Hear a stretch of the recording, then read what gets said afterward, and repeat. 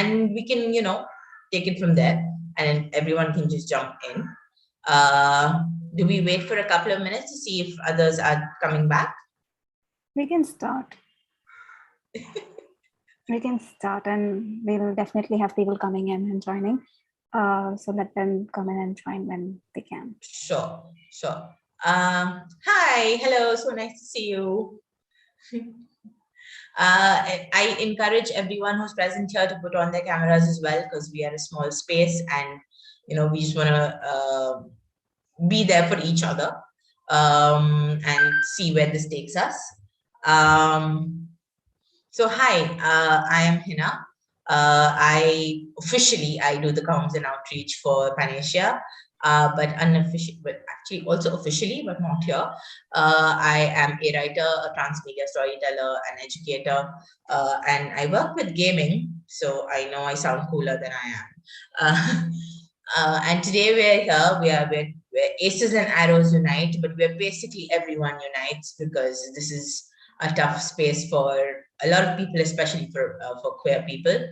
And what we're hoping to do today is talk about some personal stories of our experiences with relationships, with dating, and I'm using this because I'll explain later, and how relationships are viewed. And I don't just mean romantic or sexual relationships, but just relationships in general are viewed within the asexual, aromantic space, within the alterous space, as it were.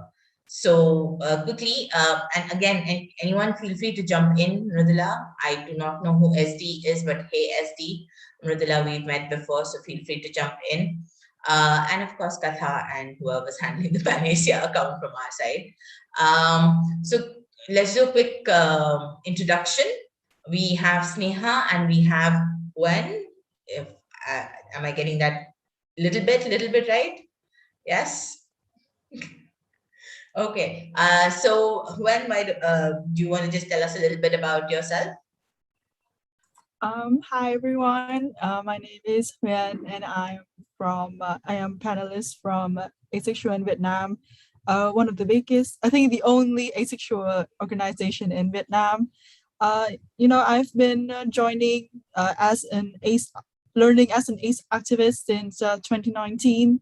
So I'm quite, still a bit inexperienced compared to a lot of you, but I hope to share my experience and also represent some of the story that I've heard in Vietnam to you. Yeah. Nice. You are possibly the most experienced here.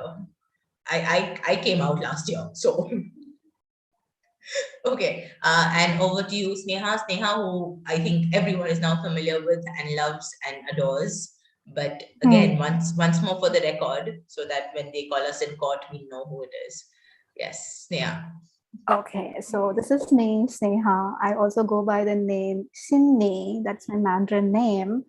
And my pronouns are they and she, and the order is important because for me, they is a much peaceful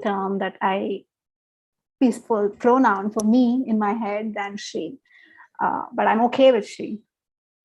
I also identify as non-binary ace, somewhere on the aromantic spectrum. I still haven't figured it out where I lie in that aromantic spectrum.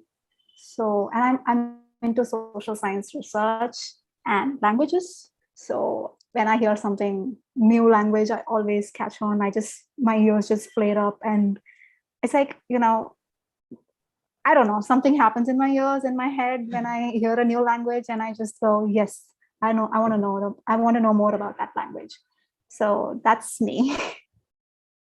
And I believe we also have Dawn Ling, who is coming in on video, like as in they aren't here live, but there is a video that they've shared around this area, around the space of discussion that we'll be showing at the end of this conversation.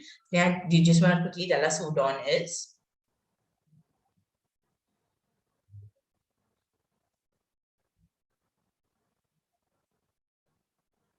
Sneha, you're on mute. 1 minute, just 1 minute. Yes. You can just tell us, we can play the video later. Oh, and okay. Dawn Ling is Chinese Mongolian of origin, and they live in Boston, and they are coming all the way from, and their video comes all the way from there. They identify as demi squared. They'll be telling about how they identify as demi squared in detail in their video. So they'll be also talking about their, for a lack of better term, love life. Okay, so let's jump into it. We'll see Dawn's video later. When I was hoping we could start with you. I know that this whole idea of dating. Sure, thank you, Mridula, for letting us know. I know this young people especially are very, driven by this idea of dating or forming bonds within the whole romantic and sexual spectrum. And I wanted to maybe understand what has your experience and that of others in Vietnam been with regards to pair bonding. Yeah. Oh my God. I could talk about it like days. I could spend days talking about it, about my personal experience. I don't know. It is unfortunate or fortunate that I haven't had any experience. I also identified as somewhere in the Aero spectrum and specifically as Aero folks, meaning that my romantic attraction do fluctuate between times and time, or you can say it's very confusing thing. So I don't really, I don't really know what my needs are. I don't know if I need a partner or not. Sometimes I do, sometimes I don't. So yeah. And for me, dating is a very difficult topic to talk about. I am not confident enough to seek it. I am not right now. I don't have the need for it, but maybe the future withholds something for me. And about the youth in Vietnam in general, you don't I find it very difficult to assimilate, and and to talk to them about it. Is dating for the youth in Vietnam seems to be a very easy thing to do. They talk about it like in every context possible. Like it is kind of the question of that. Do you have a partner or not? And it's yeah. About ace people in Vietnam, yeah, we do have a lot of difficulty finding partners and finding like not only romantically, but like queer platonic partner or just friends to talk about this topic. And Asexual in Vietnam are having like a section called Team Suck. It's meaning like a matchmaking session for ace people to meet each other, and also Aero people to meet like queer platonic partner and friends. Yeah. Okay, nice. Do share the details of this event. I mean, I don't know if we'll be able to jump in as well, but we're doing something similar at the end of today. But yay, more sessions like this, please. Over to you, Shani. What has your personal experience been in this whole realm of? Oh, dating? Okay. I don't want to use the word. It's a very Okay. word Meeting people. of meeting people with intentions. With intentions. Okay. I started, okay, it's been a very mixed bag for me, to be very honest. Dating in India is pretty common, even though there seems to be a notion that people don't date, but they do. Um, I was on Bumble BFF first. So I was trying to find people of the same interests, like languages, maybe social sciences, networking and all that. And I was fine. I was doing really well. I connected with a lot of people. I still remain friends with them. And then last year, I just switched to the Bumble dating vertical. And that's when every sort of confusion began. So most of the people don't even know what asexual means. So I didn't even want to go into like, I don't even want to, like, okay, fine. Sometimes I felt this is too much to explain to people, to every person who's asking, what do you mean by asexual? But then at that time, I was this new ace, that I would say baby ace. And I took it upon myself to explain to people. And it tired me out completely. And people always came with that expectation that, yeah, sex is something important for us. And without sex, there is no basis for relationship. There is no basis for trust. Everything is based on sex. And I faced a lot of anti-ace sentiment within the community. The entire concept that relationships are based on sex, fundamental. It's very fundamental and basic. It was something unpalatable to me, and it was shoved in my face every time. But there were people who were accepting of my identity and wanted to date. So dating has been a mixed bag in that sense. When it comes to relationships, okay, where do I even begin? That's when my entire questioning of romantic attraction began. What do I even think about romance? What is romance in my head? I was always conflating romantic attraction and sexual attraction. And when I started to question, I didn't understand the head and tail of it.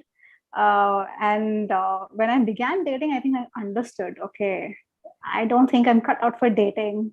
I don't do this. I can't do this. So by the end of, I think I was there on Bumble for about 7 to 8 months. And at the end of the 7th month, I just said, I want QPR. And again, QPR, imagine nobody heard about asexual, right? Imagine me saying I want QPR right there in the bio. And there were not even any questions about QPR. At least with asexual, there were some questions. There was just one person who was like, yeah, I know what QPR is. I am in a QPR. It's like, oh my goodness. And that was at the end, after I've decided I wanted to leave Bumble because of the entire anti-ace sentiment that was going around. So that has been my experience, and it opened my eyes that I am more into QPRs than romantic dating and romantic relationships. I'm more comfortable with it. And every time I tried to like that, and the date, right, with intentions to go meet people with intentions, I felt suffocated. I felt pressured. And I felt that this is something that I'm doing because everybody else is doing. Why am I even doing this? Why am I hurting myself? So, and I kept checking in with my feelings. Has my feelings changed from being friends to being something more? It was always, I just wanted to be friends. I just wanted to be platonic with them. And yeah, it was never romantic with me. So if I could just jump in, because we have some interesting comments coming in as well about there being an ACE app for India. Yes, I think there is a societal pressure, I think, as Mridula puts it, for pair bonding. And also what Huan and Shini spoke about, that asexual or people on the Aro A spectrum feel like they aren't speaking the same language, right, within this space, which is why I myself am not comfortable with the word dating. And I just want to know that, what is it that we are talking about? Okay, how clearly there is a vocabulary that's been created that doesn't work for us, or doesn't work for a lot of queer people, right? So what does work for us? I mean, we throw words like QPR around, but what really is that? We throw stuff like platonic around, but what really is that? And maybe, especially since platonic and QPR, queer platonic relationships, is a term that we've used often just within this talk. Can I have your thoughts on that? Platonic relationships, QPRs. What do we think of them, and how do we want them to be? So if Huen or Shini, any of you want to go on this. Yeah. I think my opinion is quite an unpopular one. Frankly, I don't think I understand like platonic relationship and QPR a lot. I mean, as someone like growing up in a society who we don't usually have labels for like friendship and stuff, we just let it happen, and we don't really put much importance in like friendship and platonic relationship. It is really hard for me to like redirect my thought around like putting something seen as second needs to to become that important. And I think yeah, a lot of people in Vietnam are exploring the importance of a platonic relationship. And although like QPR is still something that is unknown, unheard of in Vietnam, people still like conflate, still thinking that there is like a spectrum of like just be friend and then relationship, like romance. There's no spectrum and nothing in between, Yeah, that's my opinion. So I just want to kind of button with a little bit of research that I've done here. Where so QPR, we keep talking about how most of the vocabulary we use is coming from a space that is not ours, right? And I keep using this hand to direct that space because it's in that direction for me.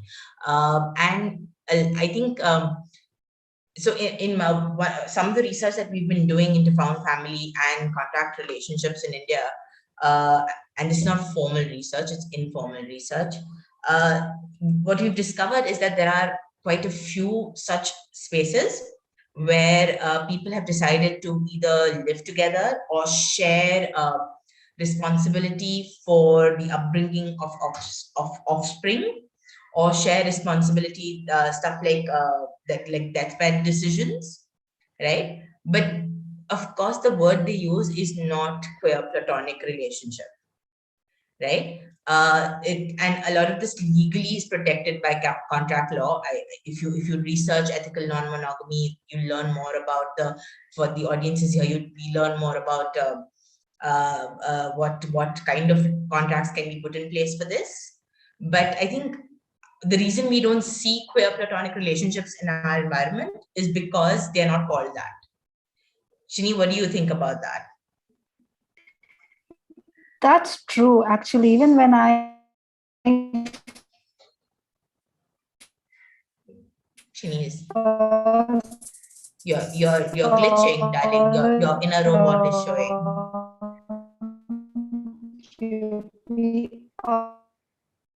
So Shini is our official space ace. This is what happens to her sometimes. I was very confused. That was Yeah, when we can't hear you.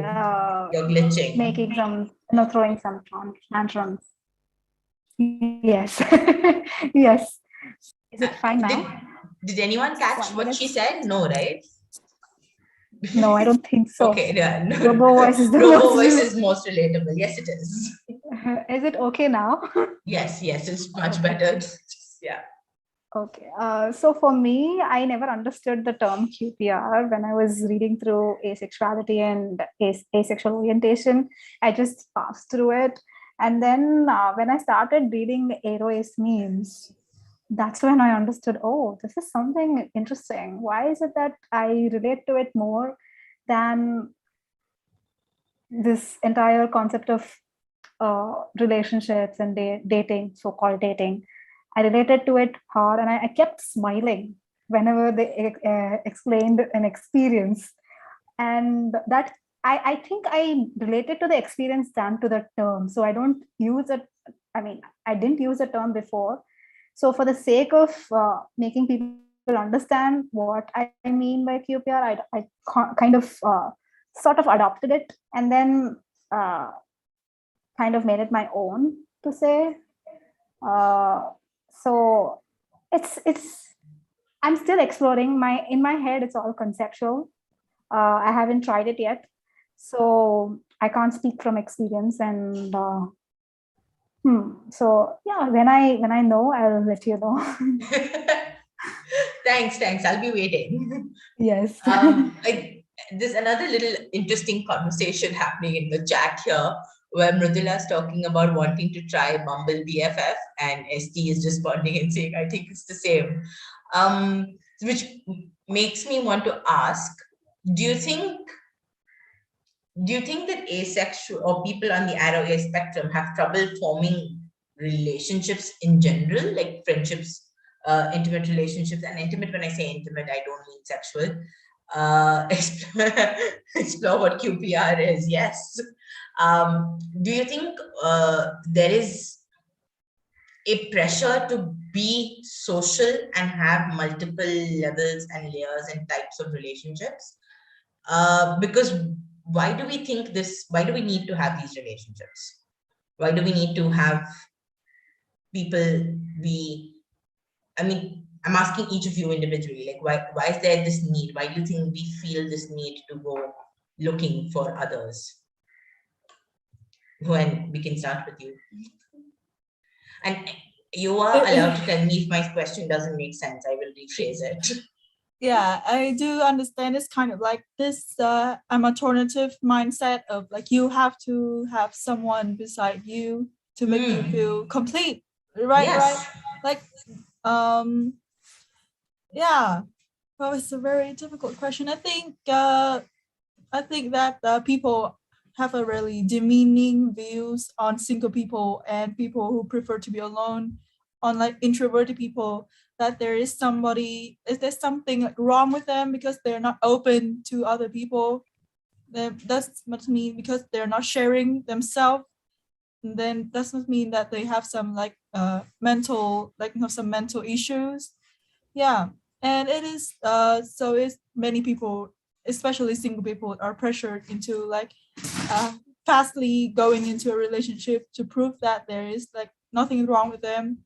Single people are seen as like unlikable. Yeah, we are seen unlikable, meaning that if nobody like romantically attracted to you, nobody is interested in you, meaning that you are not kind, you're not kind enough, you are not social enough, you're unlikable, meaning yeah, it is a very like romance relationship like have a very heavy social importance in our society, and I think that is why. Yeah, Like it's like you said, it's not just about having a romantic relationship, it's about that relationship being visible.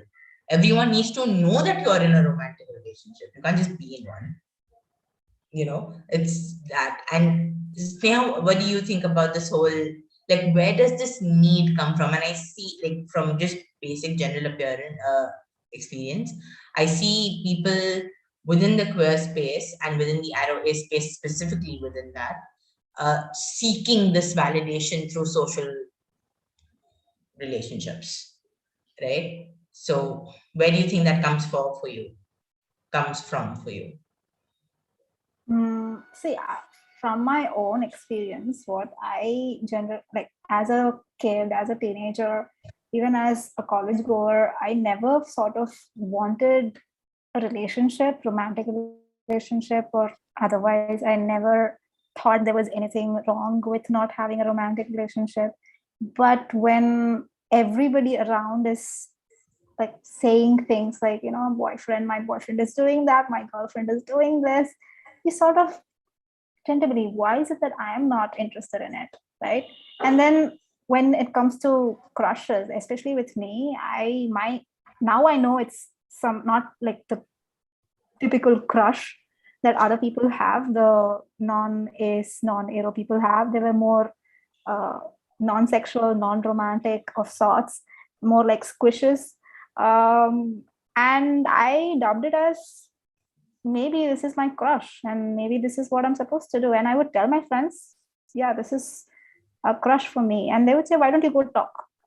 And that's when I'm like, no, I'm okay with just admiring people from afar. I'm not going to talk to them. I don't even want a relationship. So for them, having a crush is a basis for a relationship. For me, it was just admiring a person for who they are and what they do. So I kind of got the difference then, and it made me at one point even with medical institutions where my entire lack of interest in sexual activity was questioned, constantly questioned. I was asked to go for numerous tests, and I was asked if there is an issue, trauma, all that. So I was made to feel that there is something wrong with me and I had to fix it. So that's when I started actively looking for maybe a part, like a relationship of sorts.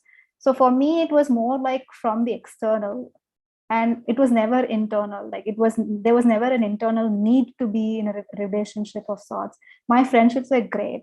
I have friends who are from when I was 8 years old. I still maintain relationships. And the comment that I face mostly when I talk about not wanting romantic relationships is like, oh, you're just commitment phobic. So that I have received that comment from a family member, and that hurts a lot, because I have friendships that are way longer than their own friends, their own friendships, and I have my own commitments to my academic pursuits, everything. And how can, just based on this particular romantic relationship, can someone say commitment phobia? So my need to have a relationship was completely external, something that was forced on me. And even if you see our entire Indian system, the social system, anybody who is a pair is given much more social status, like they are higher in the ranking than a single person. And I've seen this personally. For instance, my grand aunt was single, and the way uh, in ceremonies or in rituals, the way single people are treated when compared to couples is completely discriminatory, and it doesn't even accept singledom as a good, like as an existence. It's just like it's something that needs to go away. It shouldn't be there. So I think growing up in that, it's always external for us. At least in my case, it was external, and it pushed me into believing that there's something wrong, that I need to fix it. Right. So for me, it's coming from that space. The need to have Right. a relationship was forced upon me by the external factors rather than my Right. own need. Right. Um, Unfortunately, there's like a lot to relate to in that, at least for me. There's also a lot that kind of bounces me off in a different direction. And I'm also looking at this comment by, it's like society rewards people. Yes, society does reward people. Like, you have more laws to protect married couples than you have to protect children and child and parent. Like, yeah, like the process of breaking away from a parent is far simpler than the process of breaking away from a spouse legally. So yes, society does. There's the whole concept of a matronormativity, which means that it is assumed that every person is looking to be in a pair bonded relationship, which is officially recognized through things like marriage. It's a whole thing, and it's a very interesting thing because, like, literally, you society very largely, like, the legal systems largely started because they wanted to figure out how married couples share property, right? So it does. That's the truth. It's not a axiom, right? I want to move on quickly to, actually, I don't know, moving on to consent right now seems like a little bit of a jump in the wrong direction, because we are all coming from a space of understanding why this entire pressure exists. So do you think it would be okay if we kind of dig in a little more into that? I mean, not dig in, I want to kind of look at, so, okay, do we want to maybe take a moment to express what it is that we do want? Like, each of you, we're not talking about the entire community, the individuals here. And again, Mridula, SD, Shreya, Katha, feel free to jump in. What do we really want in terms of connection and care and relationships?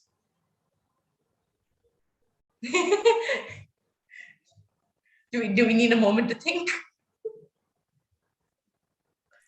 I mean, it is something that I'm still figuring out right now. You know, talking about like pressure and relationship. and stuff.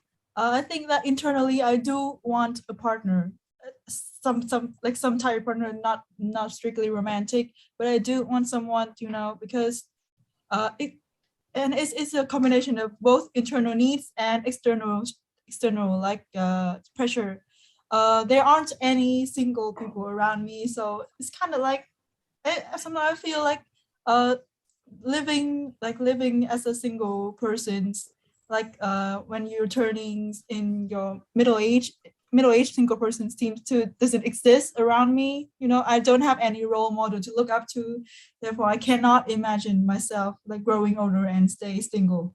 That is a very sad thing to say. And also I feel like turning 18, become legally adult, become like an important threshold for me. Like when I was in middle school and high school, relationship doesn't, like, the pressure to be in a relationship wasn't really on my back. But when suddenly I go into college, I turn 18, and suddenly I, I often spend time thinking like, do I really want a relationship? Like, do I really need to have one right now? I think that I do want, yeah, it is because I think I am romance favorable. But like, how do I get it? And do I really have to get into a relationship with someone I know that I won't like romantically? But it make me look good. It make me look, accomplished. Make my parents won't worry about me. At least I have something. Yeah. So I don't really know what I want, because sometimes Oh no. I think I Am want. I stuck? Oh, yeah, sometimes I just don't know. It's a very confusing thing. Also, I am aerophobes, meaning that my needs for romance do fluctuate. And I think it is a very difficult thing to stay in a long relationship. Like, what if you dated someone because you really like them for like a day or two, but suddenly you won't like them anymore and it turned into something platonic or something else. And it's a very awkward thing, and something like, I think it's a unique struggle for Aeroflux people. Yeah.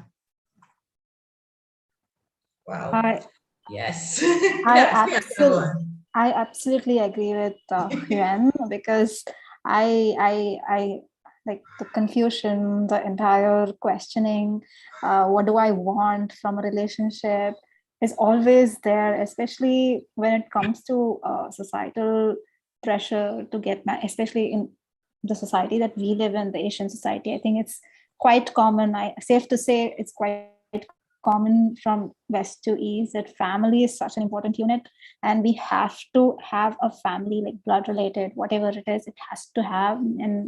And in the society's eyes, the family means a heteronormative couple with a 2.5, I don't know, there's a whole dream that's there. No, I want 2.5 picket fence with 2 kids. Yeah, everybody's dream is that. I never shared that dream. uh, Luckily enough for me, I never shared it. I sort of didn't even think about it so much. Only when people started talking to me, I sort of understood, oh, there is something like this for them. Okay, got it. Okay, good for you. But I never thought about it. So I completely agree with Huen over that. Like, we don't generally, in this entire romanticized allo-romantic world, we are often bombarded with romantic visuals, romantic stories. So we sometimes, many a times, we seldom don't even look at ourselves. We seldom look at ourselves and ask that question, what do we actually need? And we keep trying to look at, oh, you want this, should I also look into it, and should I also see, is that what I exactly want? So it's always like a comparison thing. And I know it is toxic in many ways, but since we do not have much aromantic role models, or aroaces role models, who are in QPR, or who are in some special different forms of relationships, it's quite hard for us to articulate our needs as well. Mm-hmm. Yeah. Yeah, I think also there's a kind of comparison between liking the idea of romance versus the reality, for me is a really important difference, because I do consider myself like somewhat romantic in terms of like I like reading like romantic story, and I like, you know, shipping, like seeing other people being happy about themselves. Yeah, but when it's come to myself, when it come to reality, when I'm like, I think, okay, you need to like, you need to be determined, like download Tinder or something right now to find someone. I just cannot push myself to doing it, because, you know, the reality is like 100 times harder than the idea of it. When your friend's saying that it is very easy to do it, you just, you met someone, you think that you and them have a similar interest, maybe, something will bloom and things like that. But in reality, it's like a really small percentage that will potentially happen. And I think that, media built a really unrealistic expectations of romance and relationship, and it pushed people to pursue it in that kind of way, meaning you must have this crazy commitment, crazy kind of like crazy in love image to be like, to be seen as, a real relationship and things like that.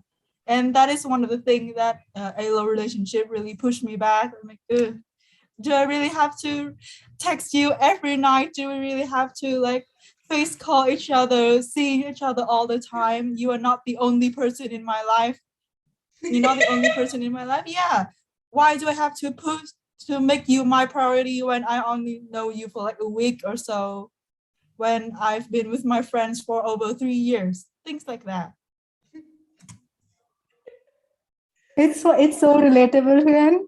I often ask this question: how can someone fall in love at first sight and say that it is love, when all my life I've had these relationships, meaningful relationships with my family members, with my friends, who have known me, who have known me in my worst times and my best of times, and just because one person enters my life just like that, and that is supposed to make things and that person is supposed to make things all right for us, I couldn't get into that idea at all. It just didn't sit well with me. I couldn't even begin to understand, how do you expect me to give you feedback and give you comments of where I am, what I'm doing every day, every hour, every night? Like, what are you expecting from me? Are you even, do you even understand what is happening here? I can't do all that. This is not happening.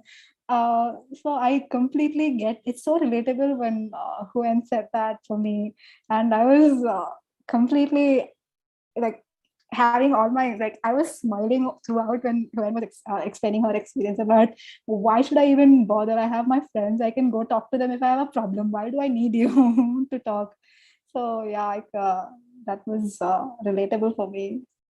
So I have a question for the alloromantic aces. I mean, if somebody is identifying as romantic aces, I want to ask, Technically identify as a pan-romantic, yes, but go on. Okay. So turning this question back to you, like, what is it that you, what is your expectations of romance and intimacy, and when you meet a person, what does it feel like? What are your expectations? What are your feelings? Me personally, Mm, or I- or I'm putting the question out to the entire so if there are romantic. people within the group who want to answer that, I have my own take on this. I will, which I'm happy to offer. But Shreya, SD, Mridula, Katha. I'm just gonna call names like that teacher in class who's like, you haven't answered in 5 minutes, answer now. Katha wants to Leela, answer. you remind me of my professors whom I've Thanks, just Katha. get goodbye like last week. Mission accomplished. Go on. No, I cannot start my video. Listen, this is like fairly a safe question for me too, because yesterday I found out that my mother has watched all these things. It was quite awkward for me. So finally, like, I want to answer so many of your questions, but I have a feeling she's going to find out about this video as well, because she's like 2 minutes before she sent me the session that we just finished on Ace Couple, and she's like, look, this is you. I'm going to watch it now. And I'm like, okay, sure, go ahead. So yes, I do fall on the romantic spectrum. I can speak, of course, I can speak for myself, but I think it's the little things that you see mostly in friendships as well as platonic relationships as well. But it has that lovey-dovey thing attached to it, where either it gets like, how your friend would sometimes, if you're upset, your friend or one of your family members, if you're close to them, they'll send you something like chocolate or ice creams and something like that. Okay. And you'll feel like, oh, I was so upset. And then this person sent me this. It's so heartwarming. So that gets added with, listen, baby, you were upset. So I am sending you this. Or maybe the other person has done something wrong. And that's why, to like, make up for whatever they've done wrong, they'll be like, listen, I love you. This is ice cream. I know you like it. Please forgive me. Sorry. And please, can we like, make it up? And please, can we make up and start talking, because this is that and blah, blah, blah. So this gets added, just like it gets like there's literally like a very thin line there. Because if I see from my perspective, my sister will do exactly the same what my partner is doing in that relationship, except the other one will be like, love you, sister, and more power to you, and this and that. And this partner would be like, oh my God, I love you so much, and this and that. There's literally no other difference if we do not like put the sexual, if we do not include the sex part in it. You can consider it romantic. Listen, the romance thing does not have to be just in terms of partner. There can be romances between sisters as well. There can be romances with your mother as well. It just, people have this creepy perspective towards it कि ये कैसे हो सकता है, but it's not true. Like it's up to you how you choose to see or how you define the word romance. So very true. Thank you for that powerful, exciting little scenario that you painted, Katha. That was awesome. Does anyone else want to jump in on that question? We have some really great comments over here. Yes. I think Mridula is coming in with, right now I feel like I'm not looking for any single. Mridula, do you want to just hop in and just say what you wanted to say? I think it's best that you say it. Okay, so I will then literally read out what I've written.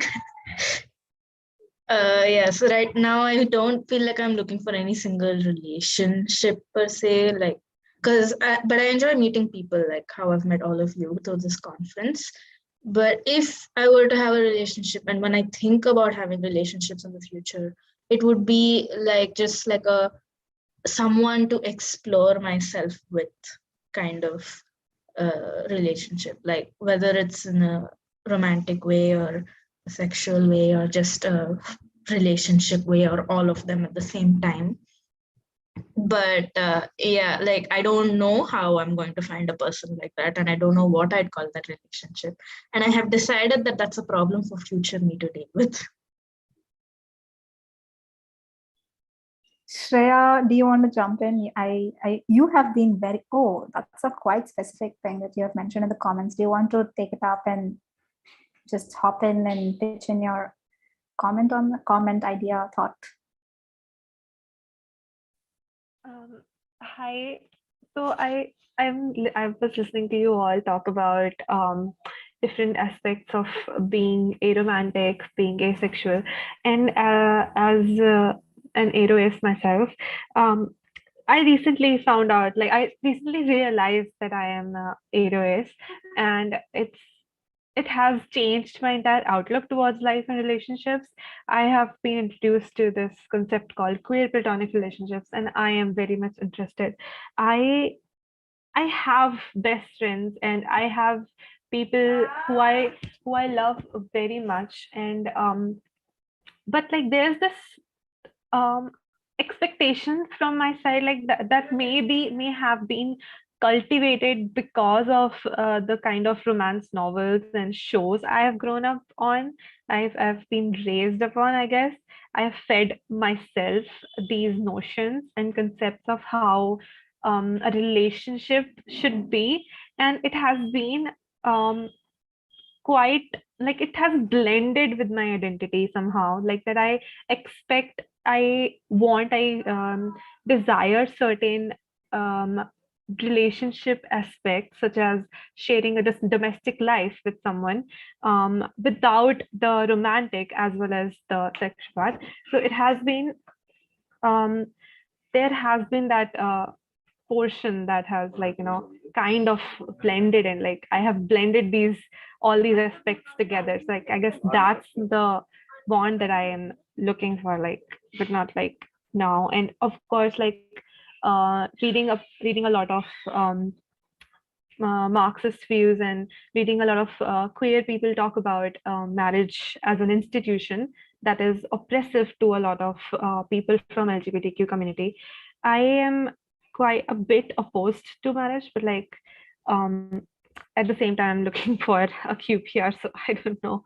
I'm at that junction, I guess. Thank you so much for sharing that with us. It's like these contradictions, no, in all of our heads. If I'm just gonna I agree with one of the points that Shreya said, is that looking for a domestic space. For me, I'm also fairly polyamorous in my orientation, and I think for me the idea of partnering, it's never been an idea of partnering. Frankly, it's been the idea of household formation. Right? So there is a household that I imagine. So I think I mentioned this to you, Shini.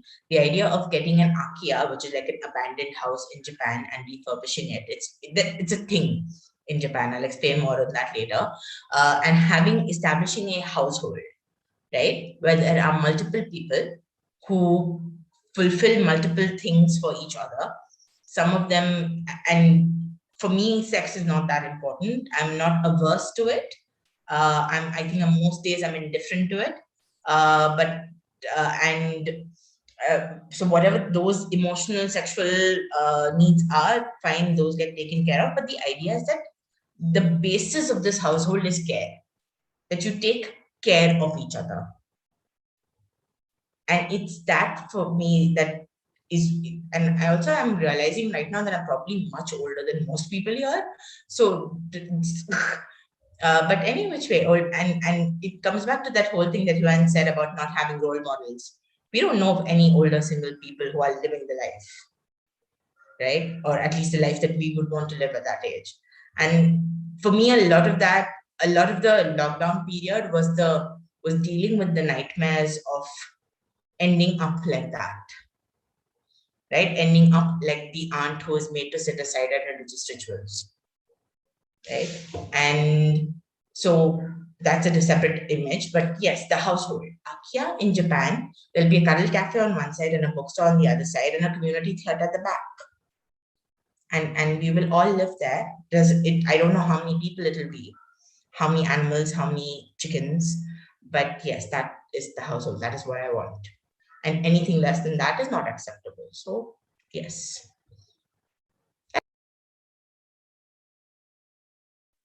You are on mute. Yeah. I said that's my 2 cents. Thank you for allowing me the chance to express. That must have been very difficult, Hina. I'm sorry you had to go through that. What did I have to go through? Wait. The Yes. lockdown period. Wow. Yes. It was also when I came out, or at least started accepting my identity as such. But and it's also something that Katha said. Just a little point I remembered is that there's usually a large overlap with the Aros spectrum and the neurodivergent spectrum. And I think a large part of that is because there are no games played, no mind games. And I think that chocolate example, the layering of sexual intent makes it a mind game. And yeah. I think a lot of us just we can't. Like, I think intellectually we can understand it, but we can't. So I think we're getting close to closing time, and we also have to watch Dawn's video. So can we quickly get some final thoughts, and then we can move on to watching Dawn's video? Or Sneha, do you think we should do final thoughts after Dawn, or? We can get the final thoughts now and finish with the video. Yes, let's do that. So final thoughts on this session. Any notes that you want us to end on? We'll start with Hoel. I don't know if I can summary this whole section. It's just romance is very hard. Yeah, I think romance is very hard. Relationship is very hard. And it takes times and it takes trying for people to figure it out. Not everyone is into it. And there shouldn't be so much pressure on having to have connections to prove that you are human enough and that you are enough in anything. Yeah.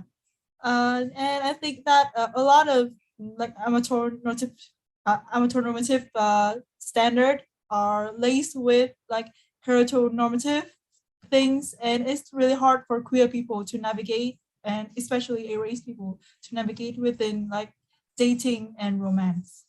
Yeah. Thank you, and you just took the words out of my mouth. Like romance is hard, dating is hard, the relationship part is hard. Yes, of course. And final thoughts on that is final thoughts. Okay. Wow. I'm at a loss to say my final thoughts on this because there's too many running, and if I start with my final thoughts, I'll just run with it and take up all the time. But this is common for me. Like I have come to understand that I value friendships a lot more, and for me, they are at par with how an aerosexual or aeromantic person feels with a romantic relationship. So I guess that's where I am at this space. And even with this conversation, I've come to realize that even in the morning, the conversation on aromanticism, I've come to realize that I kind of want friendships more, and like deeper friendship, meaningful friendships, deeper connections than a romantic relationship. That's my final piece on that.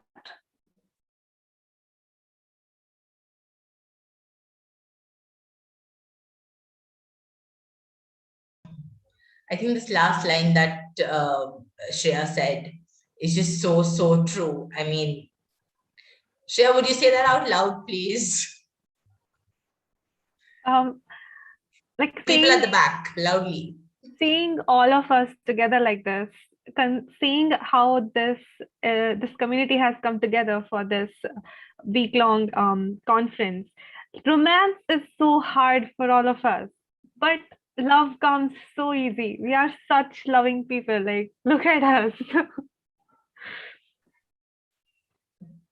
That is so true. I mean, I feel that I think I fall in love so often, and I think that's beautiful, and you said it.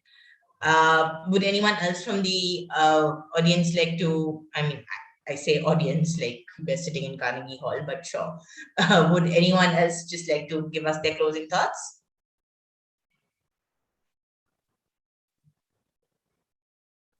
I think what Shreya said sums it up. It does. I don't think anybody can top that. Yeah.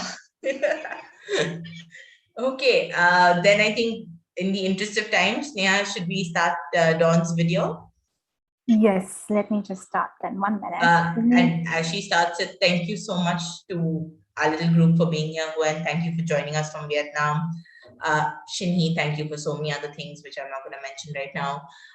Mridula, Gatha, SD, whose name I still don't know, but SD, and Shreya, thank you for your lovely comments and sharing your insights and your experiences. It's been really nice to know. I mean, one knows that one is not alone, but a reminder is always good.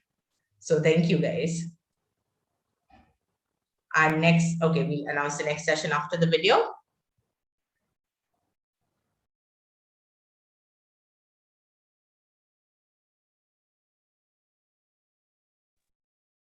Hi, my name is Dawn Ling. My pronouns are she, her. I'm Chinese Mongolian, and I identify as demi-squared, a term I use to indicate that I'm both demisexual and demi-romantic. I'm based in Boston in the New England area of the United States. I'm cisgendered and I'm straight, well, as far as I know, given my romantic history to date. I first want to thank Asexuality Asia for hosting this conference and celebrating Ace Week. And I want to thank Sneha in particular for allowing me this opportunity to connect with you and to speak on 3 topics. First, how I figured out that these are the labels for me and why I claim these labels. Second, what it means to me to be demisexual and demi-romantic. And finally, the impact it has had on my relationships. To start, I had no idea what demisexuality meant. I didn't even know the term existed until my late 20s. For the longest time, I felt like I was a freak. I was broken, but I wasn't like everybody else, but not in a good way. It wasn't because I was special. It was something to be embarrassed about, to hide, something that I didn't feel like I could share with everyone. It wasn't until my mid-20s, I had really, really close friends, and I finally felt comfortable enough to share that when other people, be it friends or classmates, would talk about, say, like Chris Hemsworth or Jason Momoa or Michael Jordan, celebrities or characters, and they were like, oh, he's so hot, or he's so sexy, or I wish I could sleep with him, or oh my gosh, I wish he was my boyfriend, that I didn't understand. That I was confused in a way of how could you have feelings for someone or feel sexual attraction or something that intense, at least in my book, it was intense, for a virtual stranger. It wasn't something that I understood because it was something I could never experience.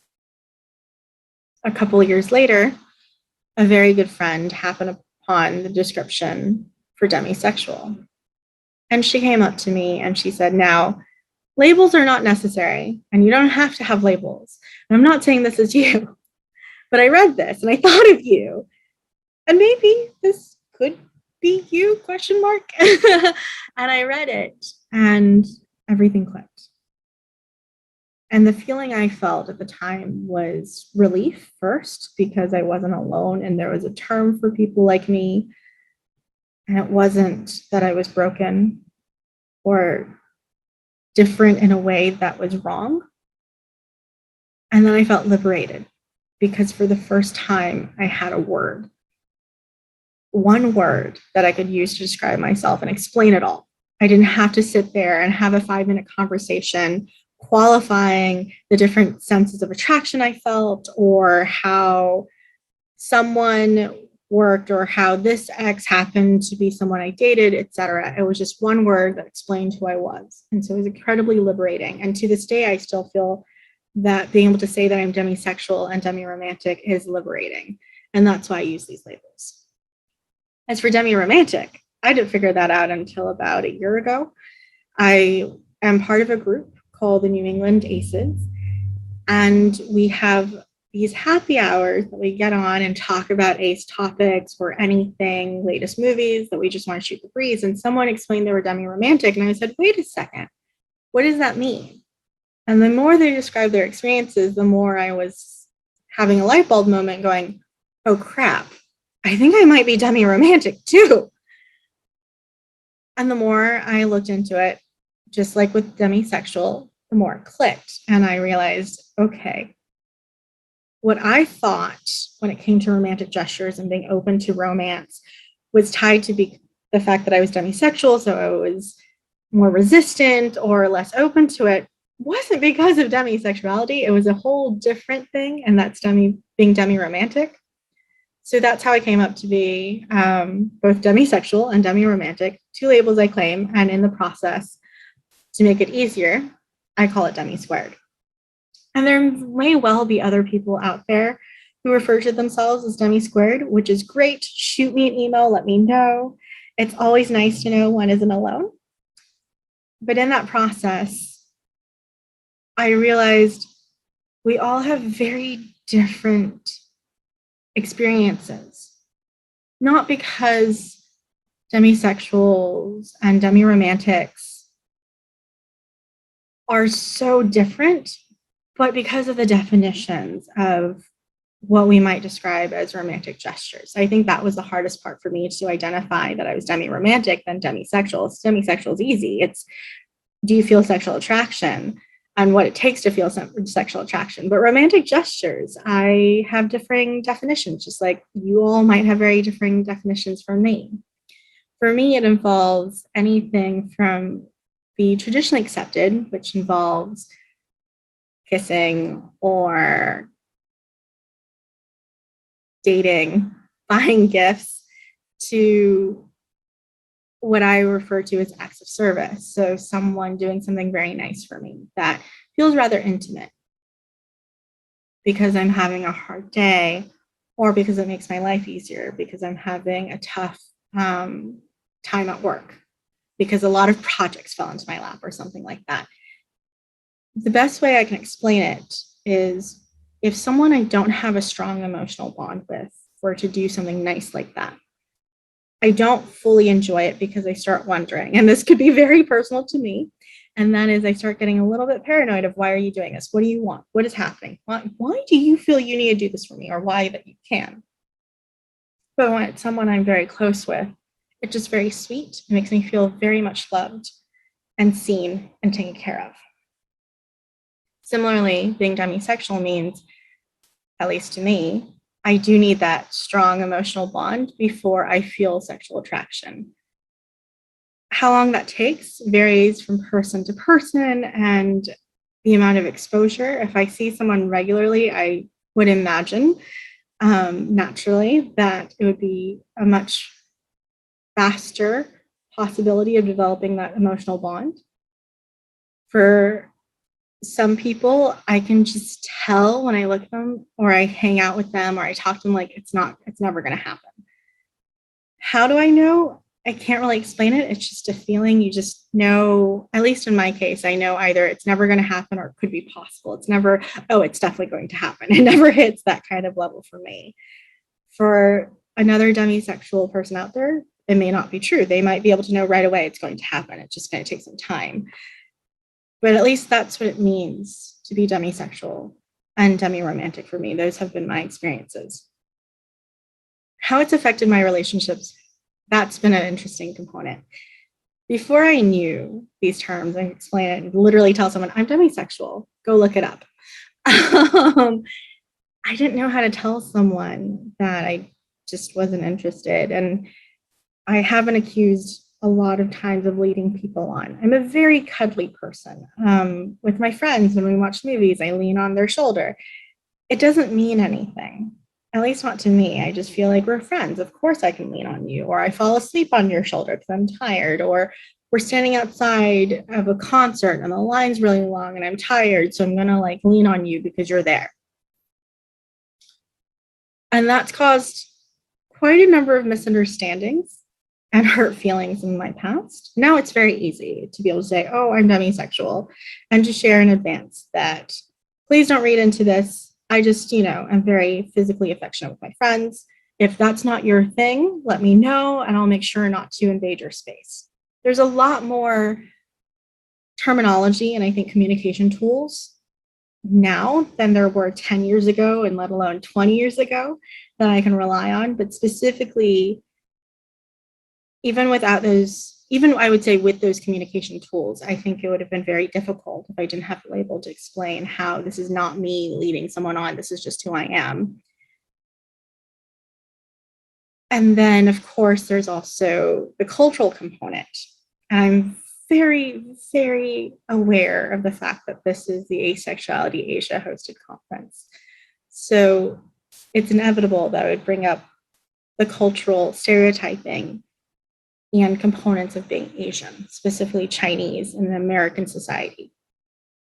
It was very difficult for me to unpack what my preferences are, what my orientation was, even if demisexuality and demi-romantic were terms and concepts that were available to me. When being told, oh, you're just frigid, or you're Chinese, so of course you're reserved, and you're stereotypically Chinese girls aren't supposed to be very open, and the worst kind is when you say no and they're like, oh, you're just being shy or coy. And so they try to override your boundaries. And I would say that's true for any woman growing up in the United States, but I think it's particularly hard when you have the cultural component of stereotyping and fetishization attached to it. So even if I was aware of the term, I don't think it would have been that quick for me to identify as demisexual and demiromantic. It certainly didn't help. These experiences didn't help me in my journey of self-discovery and being able to know that there were terms to look for, that these labels existed, or to even think to look for labels that I might be able to claim. That's been my experience in figuring out who I am. And I think it's definitely impacted why I'm so quick to claim these labels and hold on to them. In terms of relationships now, speaking of communication tools and labels and terms that we didn't have when I was a teenager, queer platonic relationships, or QPRs. Back in the day, we might have said, oh, they're just really close friends. But nowadays, we do have that next level. It's not just friendships. It's more than that. And that's a queer platonic relationship. And I'm very lucky to be in one with an amazing person, the same person who came across the description of demisexual and brought it to me and said, maybe this might be you. I refer to her as my Boston wife. We've been together for 10 years. And what makes it a QPR for us is there is no sexual component. So the platonic is why it's a QPR in one way. The second is we are essentially married in every sense, in that we may not have a joint bank account, but we do share finances. We split our responsibilities on who pays the bills, but we pay them together. My joke is that if the national car rental agencies, be it Hertz or Enterprise, recognizes her as my domestic partner, then clearly that's what it is. But in reality, it's true. We live together under the same roof. Big life decisions aren't made without each other. I think the perfect example is with the pandemic. We check in with each other and say, hey, how do you feel if I were to do this? How do you feel if I were to grab coffee with this person? Socially distance outside. And if it makes her uncomfortable, or if it makes me uncomfortable, we think through how do we make it comfortable for the other person, or we just forego the activity. All of these decisions are made together. We are acting like a married unit, but we're platonic. For a while there, before we knew what a QPR was, and everyone thought of us as a married couple, and we do refer to each other as wives. She's my wife, I'm her wife, and friends also joke that we are married. How do you navigate it if one of you were to have, for lack of a better term, quote unquote, a real relationship? To clarify and to make it very, very apparent here, I do think of a QPR as a real relationship. That is a real relationship to her, to me, and QPRs across the board are real. But I understand to an outsider who, especially if they're new to the term or to the concept of QPR, would think of a more traditional relationship where there is a romantic component or a sexual component. And it took me a very long time to unpack that indoctrination of a relationship had to have a sexual or romantic component for it to be classified as a relationship. So I understand people's confusion or people's tendency to treat it as more of a sort of lighthearted joke about, oh, they're wives, but not really. And we weren't sure how that would happen or how that would be navigated until I got a boyfriend. And it's worked out really well. I would have to say that we all work out well. We're all friends. It's amazing, but I'm really the lucky one to have these two amazing people in my life who not only respect each other, are friends with each other, respect me for who I am, but also understand just how to navigate this. And people ask all the time, first, how did you guys make this work? And I will answer that quickly by saying we did not sit down and hash out terms. It just developed organically. That may not be the way others have to navigate a QPR along with a sexual or romantic relationship in addition to the QPR, but at least that's what happened for us. And that's why I know I'm incredibly lucky. It just happened and it's working beautifully. And the second component is, how do I tell someone, or how did I tell my boyfriend that I'm demisexual? And how did he react? I totally understand these questions. And previously, when I first found out the term and thought to myself, yes, this is me, then I didn't know how to tell someone, where do you put this? How do you begin that conversation of like, hi, my name is Dawn. My favorite color is green. I really like pasta and I'm demisexual. That doesn't really work. And over time, I've realized that in order to develop that emotional bond, in the process of dating or in the process of getting to know them,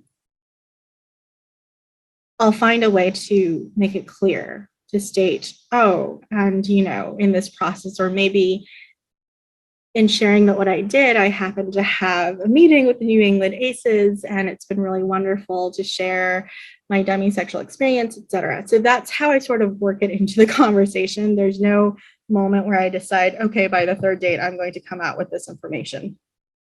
We've had conversations, and that is within the ace community, of, do you put it on your profile? I don't see an issue with it, but for me, it's never been the first conversation. I've always had other conversations and topics and questions that take precedence, because I don't feel like I owe anyone the, for lack of a better term, confession or announcement that I'm demisexual until I know there's even a possibility of an emotional bond developing, or that I want to pursue a relationship with the person. So it's not something I need to put in my profile. At least I don't feel it's necessary for me.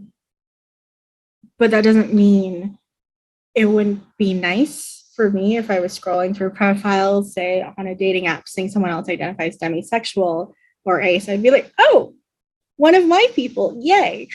So I think in terms of that, if you are wondering, should you put it on your profile, I'll let you know that definitely within the community, at least the community I am part of with the organization, we think it's wonderful to see another person. We get actually very excited about it.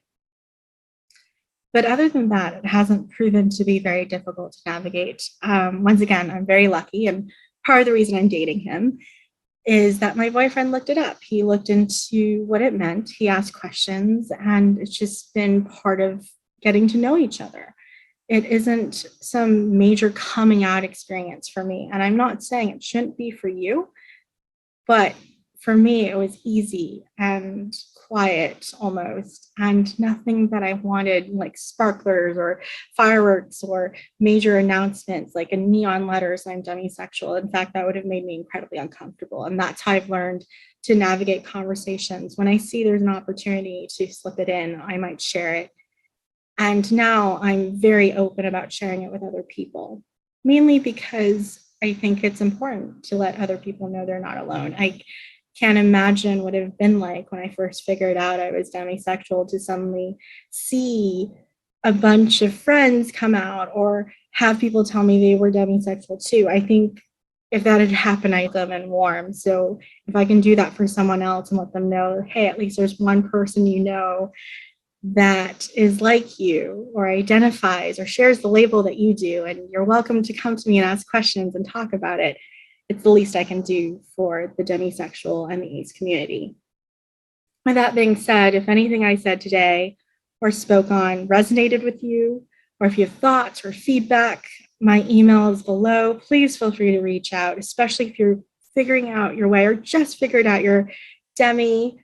I should make a point to distinguish the use of demi from other uses of demi, like demi non-binary, which has caused a lot of hilarious conversations where I've been talking with people, we end up talking in completely different directions. But if you feel that it would be helpful to talk to me or connect, or if you have questions, I encourage you to reach out. I hope you all have a wonderful ACE week, and I look forward to hopefully meeting some of you virtually, if not in person, when the world reopens. Take care.